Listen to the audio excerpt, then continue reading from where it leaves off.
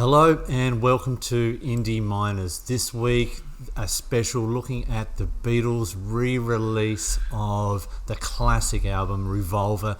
BJ, you're a massive Beatles fan. Welcome to the show. Do you want to give us a bit of a rundown?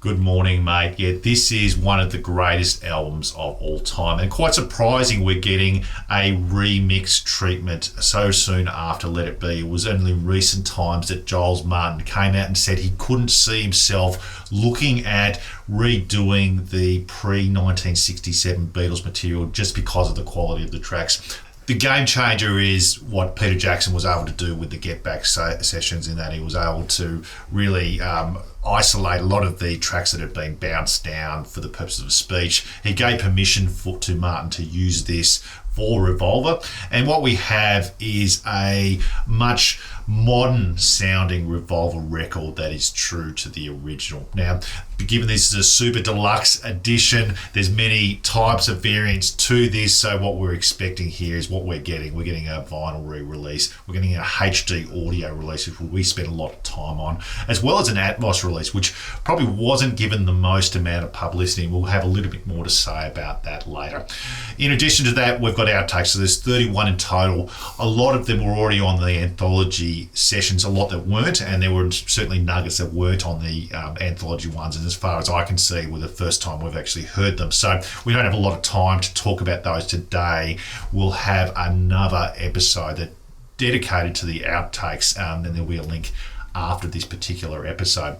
Sonically, the sound of the record is different to the recent 2009 remaster, so it is a much more energetic type of a vibe that one gets, and less acoustically. So I think that's much more a testament to how sophisticated the sound of the record is compared to the 2009 version, which was pretty much akin to what was originally put forward in 1966. So our really interested to get your thoughts on this one. I was very excited to listen to it. Ultimately interested to hear if we think that this is a better version than the previous one that was released. Is it worth your money? Yeah, that's a great question, BJ. Look, I thoroughly enjoyed it. To be honest, it was the first time I've really had a good opportunity to sit down and listen to the album start to finish, even though it is one of the classics of all time. But I thoroughly enjoyed it. Now, I played it through Amazon Ultra High Def version that they've just released on Friday, and it was absolutely fantastic. The stereo sound coming from my Bowers and Wilkins speakers at the front here just really are a complete game changer from the mono version previously released that we're all kind of used to. Now, some of the tracks that were absolute highlights for me are Here, There and Everywhere. Again, that just sounds absolutely fantastic, and that of course is McCartney's kind of ode to Brian Wilson's God Only Knows. I love Lennon's vocals on She Said, She Said. I think that's just an absolute ripper of a song. And my other highlight from this re-release is And Your Bird Can Sing. And I believe, BJ, there's a little bit of history about this song, which would be interesting to kind of have a bit of banter about. And my other one, Dr. Robert. I mean, how funny is that song? So many innuendos there. And I do believe, BJ, you used to see a Dr. Robert, and I wonder if he prescribed the same kind of medicines that this Dr. Robert allegedly did back in the 60s. Mate, thoroughly enjoyed it. Sounds fantastic.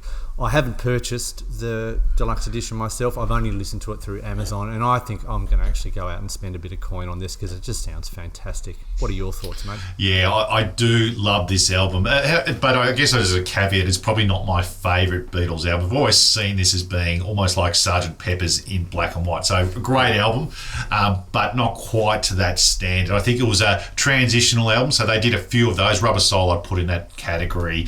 They sort of stopped doing certain styles around about this time, and they commenced doing other styles. So you've got a bit of a grab bag of a lot of different things going on.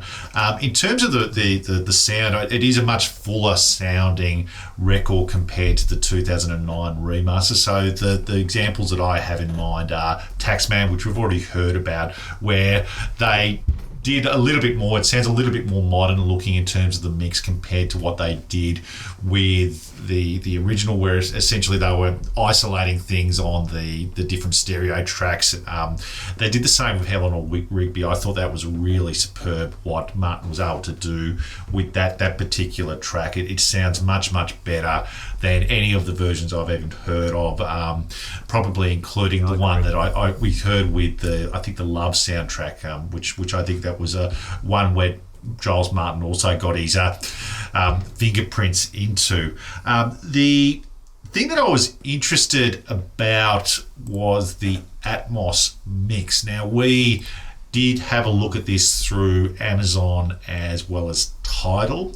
It probably wasn't something that I didn't really know what to expect. I always expect there to be greatness when there's Atmos put against a particular track. I was a little bit underwhelmed, to be quite honest, and particularly with Tomorrow Never Knows. I don't know, I was expecting something amazing, and maybe just because it was that type of track that I could see things buzzing all over the place. Now, I guess the caveat could be just down to my system, so that could be one of the things. I mean, I was hearing different things swirling around, but that was a little bit underwhelming compared to the stereo mixes, which I thought were really top notch. Now, the question for me is whether these are actually worth your money. I think they certainly are the go-to tracks that you'll be listening to from now on for Revolver. It's a much better production quality. It will be interesting to know whether it gets new fans and people will shell out their money. Now, Al, you were saying you're going to go and buy the deluxe editions with the vinyl. I'll be really sort of interested to hear what they Well, sound mate, like. now that all the royalties are coming through, mate, look, I finally got a T-shirt and everything, so I think now that we're kind of making the big bucks, maybe I will splash out, mate. Yes, and please subscribe, by the way. So I'm not sure. I think that it is certainly incrementally better. It'll be the version people hear. Whether it's I guess it was ultimately worth the exercise. Yes, I do. Whether it's worth your money, I'm not so sure. But there is one thing, Al, that I think is a guarantee, is that we'll be having a discussion next year in relation to the remix for Rubber Soul. So I can see that this is what they're going to be doing from now on. Yeah, and it's interesting to see whether it's just a cash cow or whether it is worth it. I think it is worth it, and to be honest, I haven't spent anything. I'm only paying my Amazon subscription, and that alone is absolutely worth it. So that was our very quick review of the re-release of Revolver. That wraps up another episode of Indie Miners. Please look to subscribe to the channel, follow us on Twitter, and let us know if there's an album you would like us to look at. So until next time, bye for now, and thank you for watching.